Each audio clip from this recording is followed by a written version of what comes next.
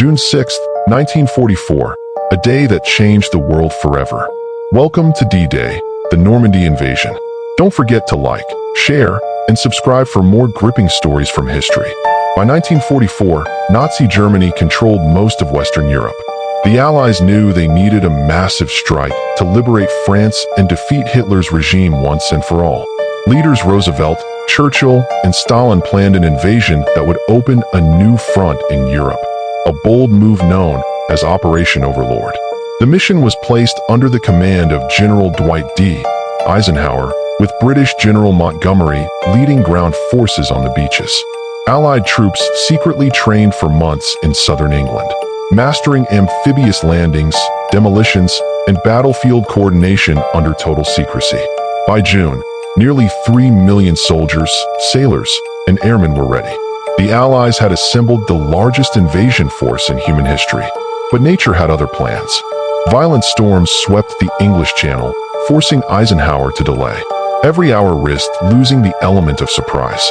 Finally, on June 5th, Eisenhower gave the green light. Okay, let's go.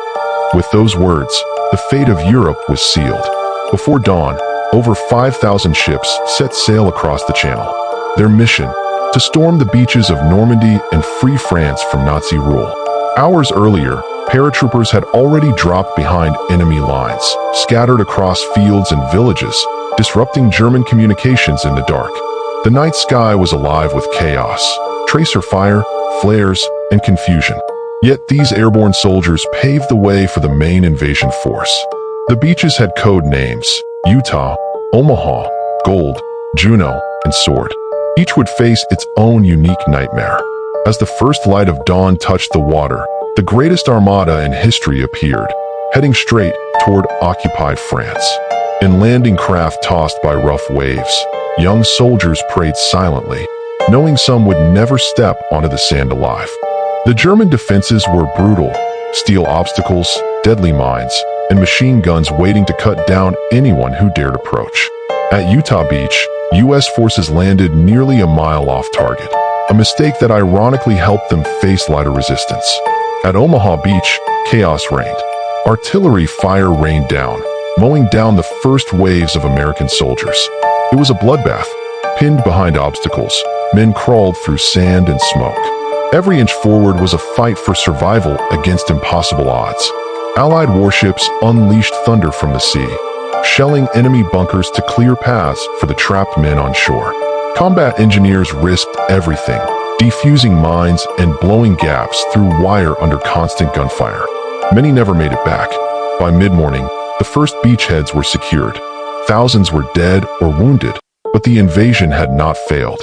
At Gold Beach, British troops advanced through fierce resistance, capturing key strongholds and pushing toward inland villages. Canadian forces stormed Juno Beach with fearless determination, fighting through deadly gunfire to secure their position. At Sword Beach, British tanks rolled ashore to reinforce the infantry, breaking through Nazi coastal defenses. Meanwhile, German commander Erwin Rommel was away, and Hitler refused to send reinforcements, believing the real invasion was still to come elsewhere. American paratroopers captured key bridges and crossroads, cutting off German reinforcements and helping secure the flanks. Amid the chaos, medics worked tirelessly to save the wounded, transforming bloody beaches into makeshift hospitals. The so-called Atlantic Wall, Hitler's unbreakable defense, was falling apart faster than anyone imagined. By nightfall, more than 150,000 Allied troops had landed in Normandy. A fragile but vital foothold was now established. In nearby villages, French civilians wept as Allied soldiers arrived. Liberation had finally begun after 4 long years of occupation. But the real battle was far from over. In the Normandy countryside, fighting through dense hedgerows became slow and deadly. Rain and mud turned the fields into a nightmare. Still, the Allies pressed on, inch by inch, field by field. Through relentless combat, Allied tanks and infantry began breaking through the German lines toward Cannes. In Berlin, Hitler raged in disbelief.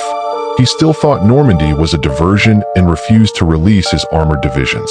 Above the battlefield, Allied aircraft dominated the skies, bombing supply routes, railways, and German reinforcements day and night. Back home, millions worked in factories, building weapons and ammunition. Every rivet, every shell, helped power the fight for freedom. By late June, the Allies had linked all 5 beachheads into a single front. The Normandy invasion was officially a success. German forces were collapsing. Destroyed tanks, retreating soldiers, and shattered morale marked the fall of Hitler's Atlantic Wall. After weeks of heavy fighting, the Allies captured the city of Cannes, opening the road to the heart of France. By August, Paris was liberated.